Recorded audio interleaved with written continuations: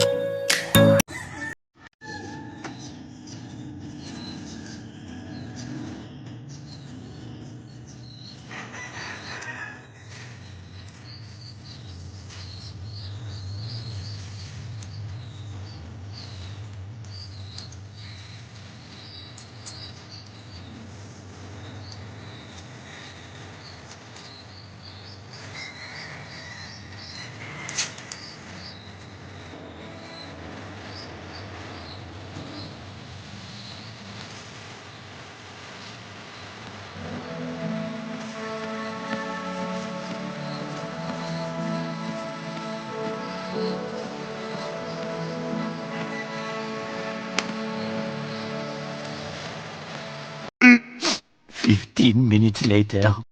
So mga kalapatids, no, update din tayo. Ito na yung anak ni Taiwan, si Taiwan Liit, no. Binukod ko na siya, no. Nakikita nyo, fully grown na rin yung mga pakpak niya sa likod, no. Sa likod ng pakpak niya yan. Yan. So pwede na siya ibukod, no. Ihiwalay. Tsaka ako na ilalagay yan doon sa flyer slope pag medyo umidad-idad na or lipas inakay na. Bali kasi para hindi mabuli dun sa loob. Alam nyo naman yung mga kalapatids natin, yung mga alaga natin is very territorial sila, no. Ayan, kumakain na ngayon yung mga may inakay natin, no. Ayun yung inakay nila, no. Teka, ayusin ko lang. Yun, isang red check or checkered or blue bar. Pero ito naman yung anak ng ano natin. Diyan na Vandenbroek. Ayan. Isang black check. Ito nga pala mga kalapatids, ito mas maliit talaga to dahil anak to ni Batman tsaka ni Blue Bar White Flight. Binukod ko na, pinayaya ko lang dito. Pero kung tingnan nyo naman tong isa na black check, oh. Medyo malaki na. Ayan. Doon na muna kayo. Hoy, mahulog ka, boy. Ayan. Ayan ko lang muna sila kumain. Ayan, kumain na rin to. Bali, ito nga, may itlog. Yung nabanggit ko nga sa mga vlog ko, no, kung talagang kayo mga kalapatids, is kukunin ko na lang yung itlog. Kaso naawa naman akong babasagin. Tsaka very good size naman yung yung itlog. Mukhang good naman. So, hayaan ko na lang muna yan. Bali, yan, pang third clutch. Last na talaga yan. Panahon ngayon, mukhang makulimlim. Kagabi nga, umambon, no? Yan. Yan, may mga nagpaparonda na nga dito, no? At may kalapati dun. Kanino naman kaya ito? Yan. Di natin alam kung kanino yan mga kalapatids, no? Ito nyo doon, marami na nagpaparonda, oh. Mukhang maganda na may sikat ng araw, no? Pasikat pa lang ang araw ngayon.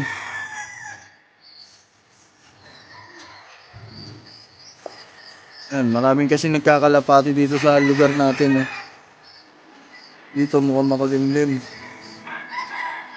Ang labo naman ng aking camera. Check.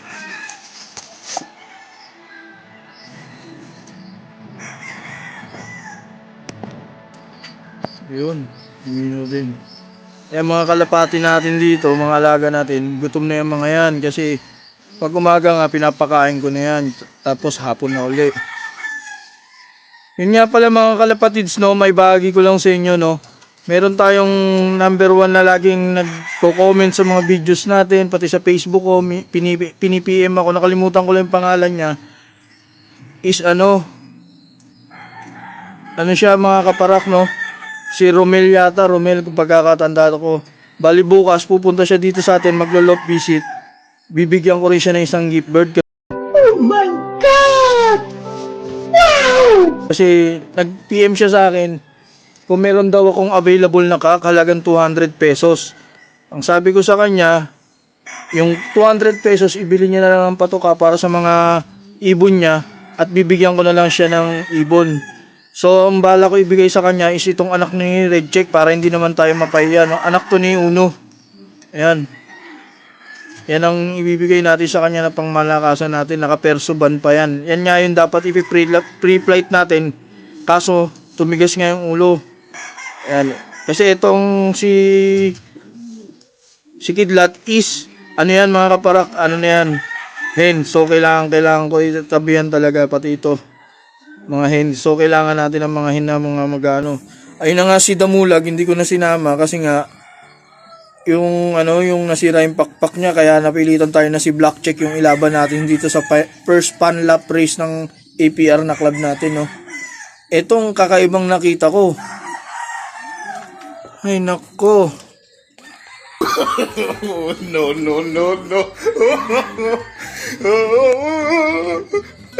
Si Chika Boom naglande, kumaris dun sa kay Uno. Porkit wala si Taiwan, talipandas tong ibon na to, ah. Tingnan mo, namaris agad.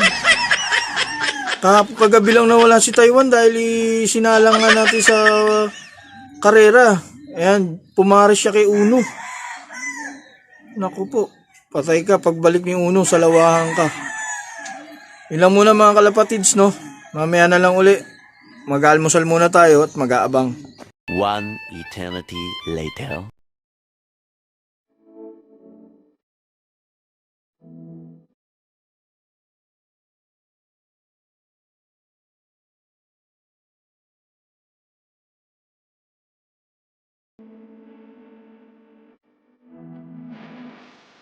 It was at this moment that he knew. He fucked up.